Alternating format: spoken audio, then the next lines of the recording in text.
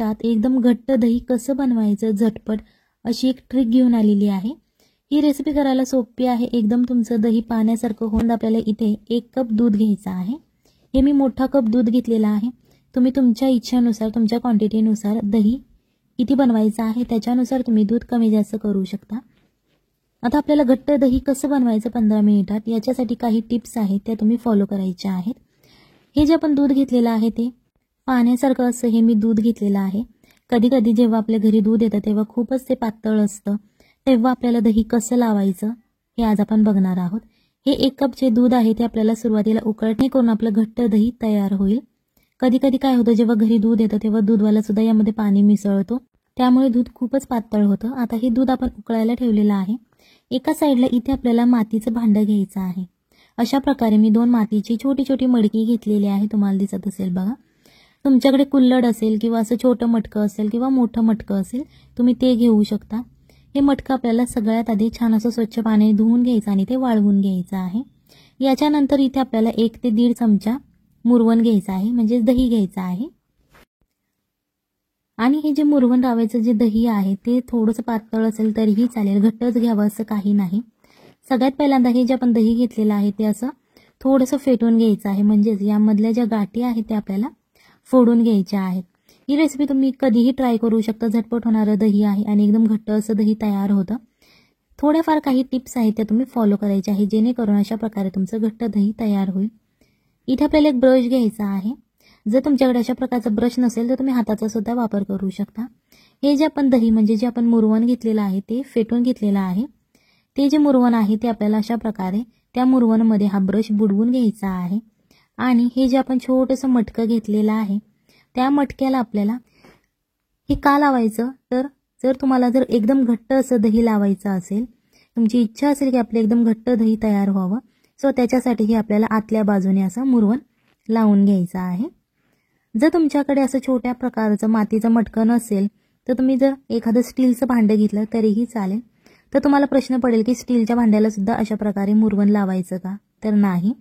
हे आपण मातीचं मटकं घेतलेलं आहे जेणेकरून हे पाणी आतल्या बाजूने शोषून घेईल, त्याच्यासाठी आपण हे लावलेलं आहे।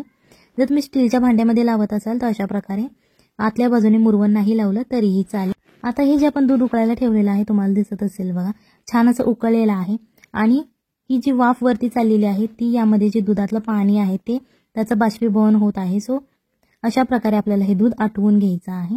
तुम्हाला दिसत असेल बघा दूध असं घट्ट व्हायला सुरुवात झालेली आहे।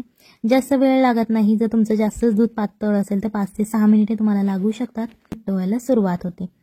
आता आपण गॅस बंद करायचा आहे कारण दूध हे घट्ट झालेलं आहे आणि पाणी निघून गेलेलं आहे। गॅस बंद केल्यानंतर आपण जे मुरवण घेतलेलं आहे ते 1 चमचा या दुधामध्ये मिक्स करून घ्यायचं आहे। गॅस बिलकुल चालू ठेवायचा नाही, गॅस जेव्हा बंद करता तुम्ही जेणेकरून ते दुधामध्ये एकजीव होईल। हे दूध आपल्याला थोडंसं थंड करायचं आहे, कोमट असं करायचं आहे। दूध जेव्हा तुमचं थंड होईल त्याच्यानंतर परत 1 चमचा आपल्याला मुरवण यामध्ये टाकायचं आहे जेणेकरून ते परत एकदा छान असं दूध सुद्धा तुम्हाला मिक्स करायचं आहे। ही रेसिपी नक्की एकदा घरी ट्राय करा, आपल्या फॅमिलीला खाऊ घाला आणि मग मला कमेंटमध्ये सांगा कशी झाली होती, कारण हे दही खूप छान असं घट्ट असं लागतं। तुम्ही याची कढी बनवू शकता किंवा एखाद्या रेसिपीमध्ये सुद्धा मॅरिनेशनसाठी हे दही तुम्ही यूज करू शकता किंवा असंच खाल्लं तरीही चालेल, कारण मातीच्या भांड्यामधलं जे दही नसेल मातीचं भांडं तर तुम्ही दुसऱ्या भांड्यात लावलं तरीही चालेल। आता आपण जे मुरवण लावलेलं मडकं होतं ते तुम्हाला दिसत असेल बघा, जे दहीमध्ये पाणी होतं ते मडक्याने पूर्णपणे शोषून घेतलेलं आहे। सो अशा प्रकारे तुम्हाला हे आता भांडं घ्यायचं आहे, पूर्णपणे पाणी या मडक्याने शोषून घेतलेलं आहे। तुमच्याकडे जर चिनी मातीचं वगैरे भांडं असेल तुम्ही ते घेऊ शकता, पण मडक्याचं जर तुम्ही घेतलं तरीही चालेल। ही जे मी कप घेतलेला आहे जो तुम्हाला कुल्हड दिसत आहे हा चिनी मातीचा आहे। सो अशा चिनी मातीच्या भांड्याच्या जागी अशा प्रकारचं जर तुमच्याकडे मातीचं असेल तर तुम्ही ते घ्या, पण हे घेऊ नका कारण आपण हे कुकरमध्ये ठेवणार आहोत। सो त्याच्यासाठी चिनी मातीचं कोणतंही भांडं तुम्ही वापरू नका, मातीचं, स्टीलचं, जर्मलचं वापरलं तरीही चालेल। हे जे दूध आहे ते आता आपण या मडक्यामध्ये ओतून घेतलेलं आहे। याच्यानंतर आपल्याला एक पेपर फॉइलचा तुकडा घ्यायचा आहे जेणेकरून या पेपर फॉइलने जे आपण आता याच्यामध्ये वाफ तयार होणार आहे, जो गरमपणा तयार होणार आहे तो बिलकुल बाहेर येणार नाही, त्याच्यासाठी आपण ही पेपर फॉइल यूज केलेली आहे। कारण जी काही गरमी आहे ती आतमध्येच राहिली जाईल आणि बाहेर येणार नाही आणि लगेच आपलं दही तयार होईल, याच्यासाठी आपण ही पेपर फॉइल लावलेली आहे।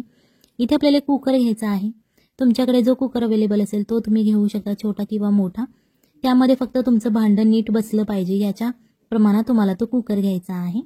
कुकरमध्ये 1 ते 1.5 ग्लास तुम्हाला पाणी घालायचं आहे. आणि अशा प्रकारे होलवाली जर तुमच्याकडे जाळी असेल ती तुम्ही कुकरच्या तळाशी ठेवू शकता. आणि जर नसेल तर तुम्ही एखादी डिश चपटी आकाराची ठेवली तरीही चालेल. तुम्हाला दिसत असेल बघा, पाणी आता उकळायला लागलेलं आहे. सो आपण जो मटका घेतलेला आहे दह्याचा, दूध ओतलेला, तो मटका आपल्याला याच्या मध्यभागी ठेवायचा आहे. आणि याच्यानंतर आपल्याला काय करायचं आहे, कुकरचं जे झाकण असतं ते झाकण घ्यायचं आहे आणि ते झाकण आपल्याला यामध्ये लावून घ्यायचं आहे. आणि शिट्टी काढायची आहे. इथे तुम्हाला लक्षात ठेवायचं आहे, शिट्टी बिलकुल ठेवायची नाही. आणि 15 मिनिटे मीडियम आचेवरती तुम्हाला हे असंच ठेवायचं आहे. 15 मिनिटे झाल्यानंतर आपल्याला अगोदर काढू नका, नाही तर वाफ तुमच्या तोंडावरती येईल. सो त्याच्यासाठी थोडंसं थंड झाल्यानंतरच काढायचं आहे. मी थंड झाल्यानंतर काढलेलं आहे, फक्त थोडीशीच वाफ यामध्ये शिल्लक आहे. त्याच्यानंतर हे थोडंसं थंड होऊन द्यायचं आहे. कुकरमधून तुम्ही जेव्हा बाहेर काढता हे मटकं, त्याच्यानंतर तुम्हाला ते 10 ते 15 मिनिटासाठी थंड होऊन द्यायचं आहे. आणि नंतरच हे पेपर फॉइल याच्यावरची काढायची आहे. तुम्हाला दिसत असेल बघा, खूप छान असं घट्ट दही तयार झालेलं आहे. आता आपण हे चमच्याच्या मदतीने काढणार आहोत. जर तुम्हाला थंड दही खायचं असेल तर तुम्ही फ्रीजमध्ये ठेवून सुद्धा हे दही खाऊ शकता. तुम्हाला दिसत असेल बघा, एकदम पातळ पाण्यासारख्या दुधाचं आपण हे घट्ट असं दही तयार केलेलं आहे. चला तर मग भेटूयात.